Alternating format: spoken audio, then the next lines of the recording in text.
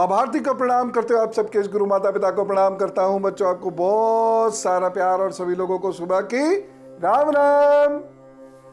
जोर से बोलते हैं ना आप लोग, राम राम बोला करो। घर का माहौल अच्छा होता है, वाइब्रेशंस पॉजिटिव होने शुरू होते हैं, जिसकी वजह से राहु का और शनि का बुरा योग खत्म होने लगता है और साथ ही साथ आपके घर में बृहस्पति और चंद्रमा बिखरने लगते हैं। ऐसा है ये शब्द राम राम। अच्छा, तो दो बातें आज हमें खास करनी है। पहली चीज, कोई माँ ये नहीं चाहेगी कि उसके बच्चे की किडनी की प्रॉब्लम्स हो या उसके बच्चे को स्टोन्स की प्रॉब्लम हो, लेकिन इसके लिए एक खास आदत आपको बच्चे में डेवलप करनी होगी। वो कौन सी आदत है ये मैं आपको बताऊंगा आज की पेरेंटिंग टिप में।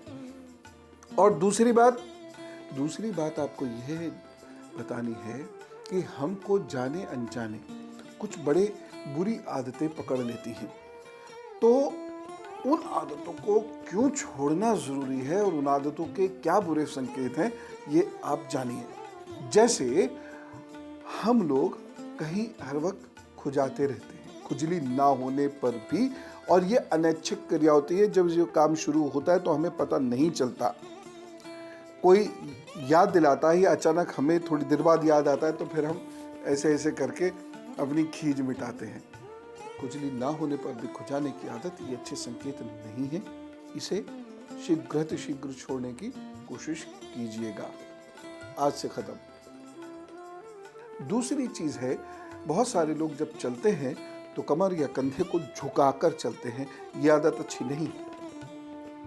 बिल्कुल आपको कमर और कंधे सीधे रख के चलने की आदत होनी चाहिए और जिस वक्त आप चलें इरेक्ट पोजीशन में चलें।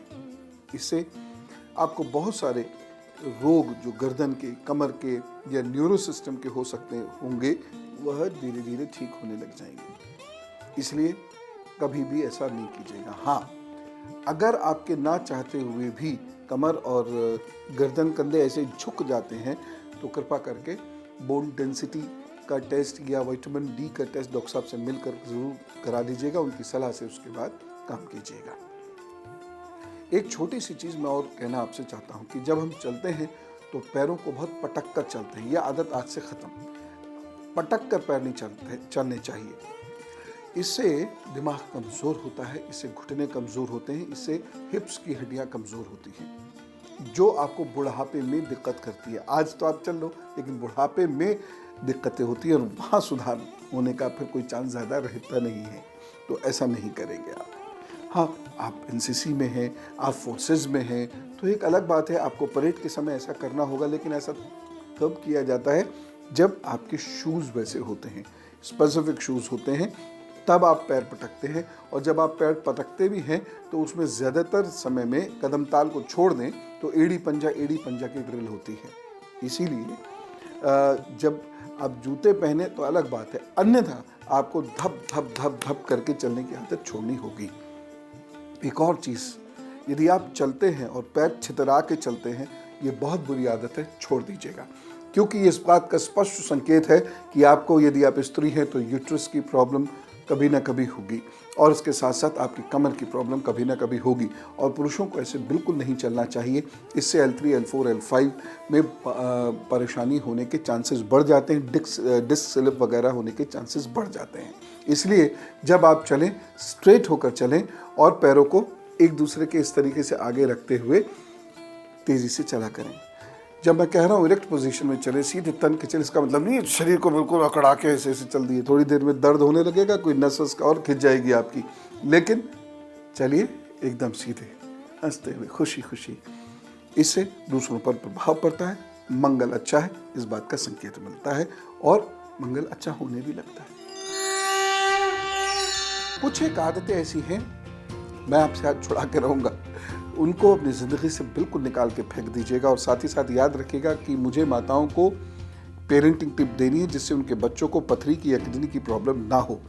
एक बुरी आदत को ज़रा ध्यान से सुनिए, ये होती है पैर हिलाने की आदत। ये बिल्कुल भी अच्छी नहीं है। ये इस बात का संकेत दे रही है कि आप शारीरिक रूप से कमज़ोर हैं। ये इस बात का संकेत दे रही है आप मानसिक रूप से कमज़ोर हैं। आपके मन में कुछ ऐसा घुमड़ चल रहा है जिसे आप दिखा नहीं सकते या बता नहीं सकते। इसलिए पैर मत हिलाइए। जब ज़्यादा व्याकुलता और बेचैनी बढ़ती चली जाती है तो अपने आप कब पैर चलने हिलने लगते हैं पता भी नहीं चलता, और ये नुकसानदायक है। वो लोग जिनके पैर बहुत हिलते हैं, पैर को हिलाना छोड़ना चाहिए। कभी कभार तो एंग्जाइटी की वजह से हो जाए कोई बात नहीं, लेकिन सामान्यतः पैर हिलाना उन्हें छोड़ना चाहिए।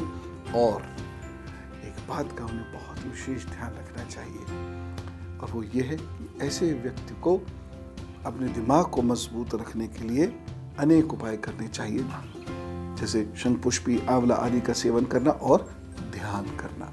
नहीं तो आगे जाके ये परेशानी बन जाएगी। एक बुरी आदत और, थाली में भोजन छोड़ देना। मान के चलिए जिसको ये बुरी आदत है उसका आने वाला वक्त संघर्षपूर्ण होगा, इसलिए कभी भी थाली में कुछ नहीं छोड़िए। कहा कभी कभार मजबूरी है तो अलग बात है, मैं बाकी एक लोगों से दरख्वास्त भी करूंगा, रिक्वेस्ट भी करूंगा कि कभी भी यदि किसी को भोजन देना हो तो ज़बरदस्ती उसकी थाली में कुछ मत रखिएगा। उसे पूछ लीजिए, वो मना कर दे तो एक बार ठीक है, कड़छी के लिए एक बार और पूछ लीजिए जोधपुरी या लखनवी अंदाज में, लेकिन बहुत उसके सिर पर मत सवार हो जाइए और ज़बरदस्ती मत रखिए, क्योंकि वो छोड़ता है पाप। आपको लगता है अन्न को थाली में छोड़ने का बड़ा भारी पाप बताया गया है शास्त्रों में, और मैंने देखा है कि जो लोग अन्न छोड़ते हैं थाली में, अच्छा नहीं। एक चीज़ और, थाली में कभी हाथ मत धोना। और तीसरी चीज़ ये है कि रात में झूठे बर्तन कभी भी किचन में ओपन रख के मत सोइए। ये बुरी आदतें हैं, छोड़नी पड़ेंगी। उंगली चटकाना एक बहुत बुरी आदत है, और इसको आप शीघ्र छोड़ दें तो अच्छा है, क्योंकि उंगली चटकाने का अंदर बेचैनी बहुत ज़्यादा रहती है, जिसकी वजह से बहुत सारी परेशानियां से लोगों को उठानी पड़ सकती है। इसलिए उंगली चटकाने की आदत आज से बंद कीजिए। और वैसे भी